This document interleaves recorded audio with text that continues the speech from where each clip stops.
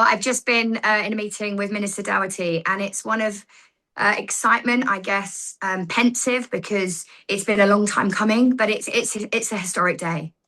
Are you able to tell us what your meeting with Minister Doughty was about?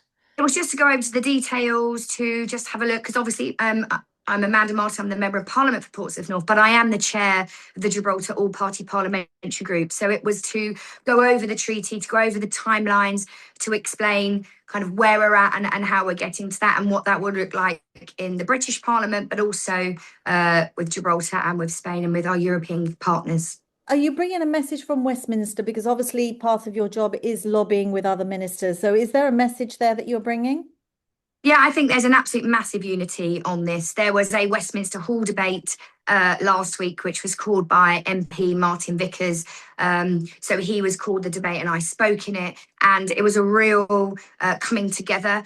Obviously, there's always a bit of toing and froing with the opposition, but I think that was more of politics rather than actually disagreeing. There's a real unanimity with this treaty and a real excitement.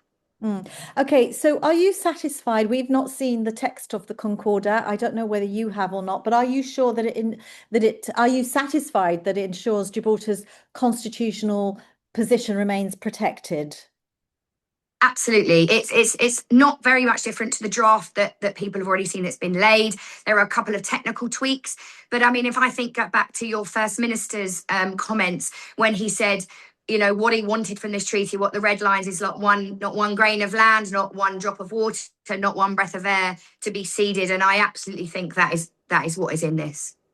Tell us about your role going forward in scrutinising the implementation of the treaty, because it's not just about whether everyone sticks to their roles and their rules, but also about whether it delivers what Gibraltar wants it to deliver, like shared prosperity, for example. I mean, I think part of the role of the APPG and part of the role of the chair is, you know, we know that for too long there's been such an uncertainty and it's affected people and businesses on both sides of the border.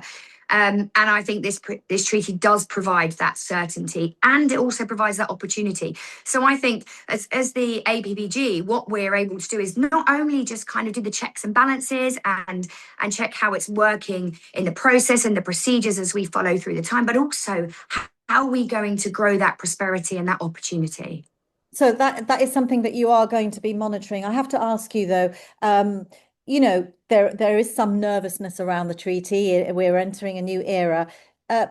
Is there anything in particular that you think that we should be particularly, guarding against? Any concerns that No, no, absolutely not. I think that the border control is exactly what it should be. And I understand the nervousness. This has been a long time coming. It's taken a lot of people to get in a room to have all of these conversations, the Gibraltarian government, the Spanish government, our European partners, the UK government.